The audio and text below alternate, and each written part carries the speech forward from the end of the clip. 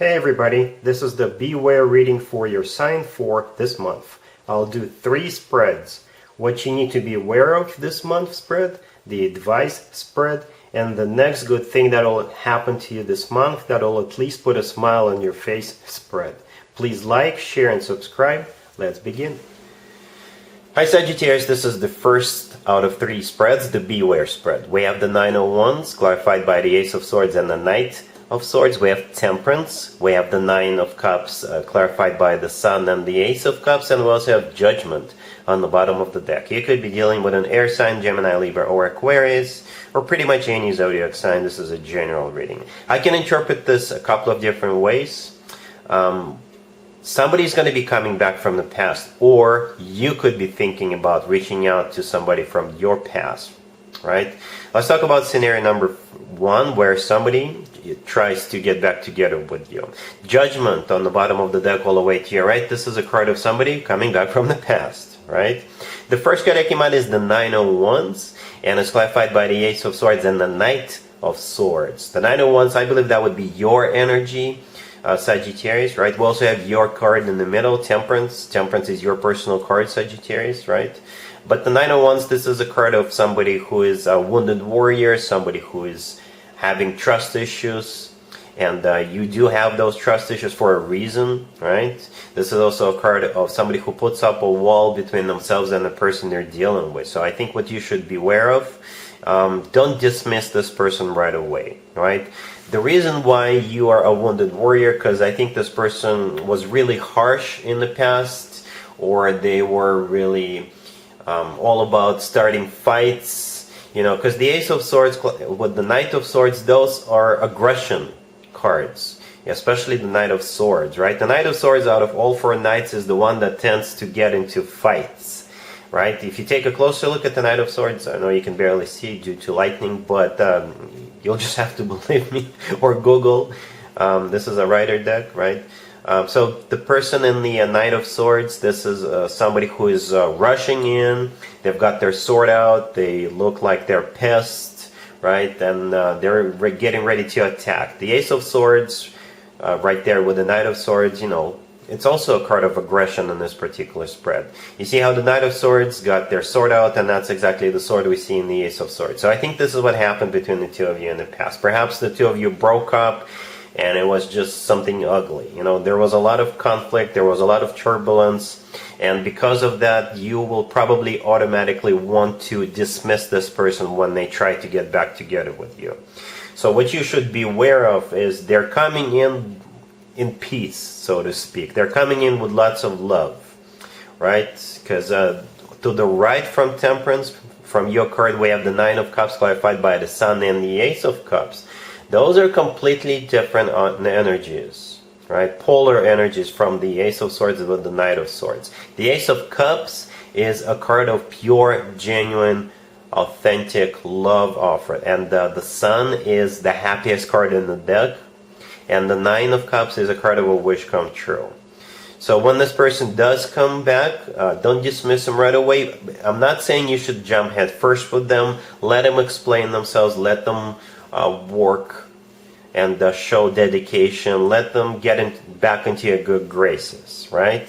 And once they have shown respect, love, and dedication, perhaps you can give them a second chance. But don't dismiss them right away. That's what I see in this spread right now. In scenario number 2, Sagittarius, if you're the one who is thinking about getting back together with another person, you should know that this person is in the state of the wounded warrior, because their perception of you is you're a very conflicting individual, or it was just always about starting fights. I'm not saying that's the way you were, but this is their perception of you with those Knight of Swords and the Ace of Swords. What you should do is show them love. Change your strategy with the Nine of Cups and the Sun and the Ace of Cups to the right from Temperance, right? So show them love, show them happiness, and you will basically eventually melt their hearts, right? So yeah, that's what I got for you so far, but let's take a look at the advice spread real quick. Here's the advice spread for you, Sagittarius. This is from your perspective. It's what you need to do, or at least take into consideration. We have the Knight of Swords, clarified by the Five of Pentacles.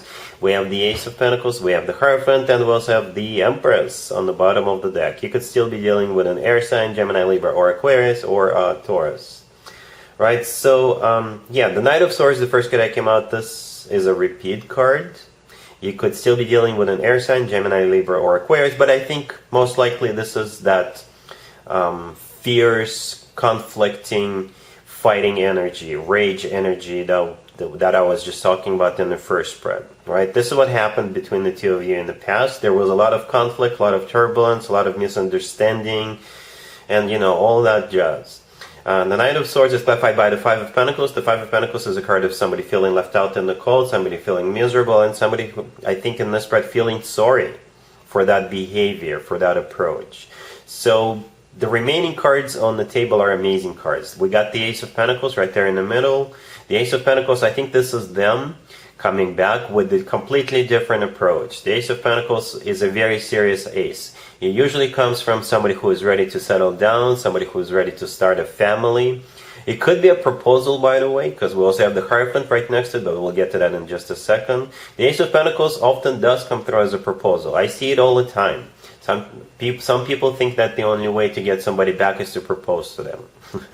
But if it's not a proposal, it simply shows their dedication, that they've completely changed. Perhaps they've done some anger management classes, or they've gone through some counseling, what have you. But this is like they've gone through some sort of a major transformation, and that's where they're coming in with the Ace of Pentacles.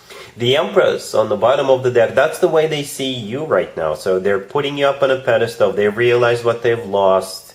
You know, the Empress does not require an introduction because everybody knows who the Empress is.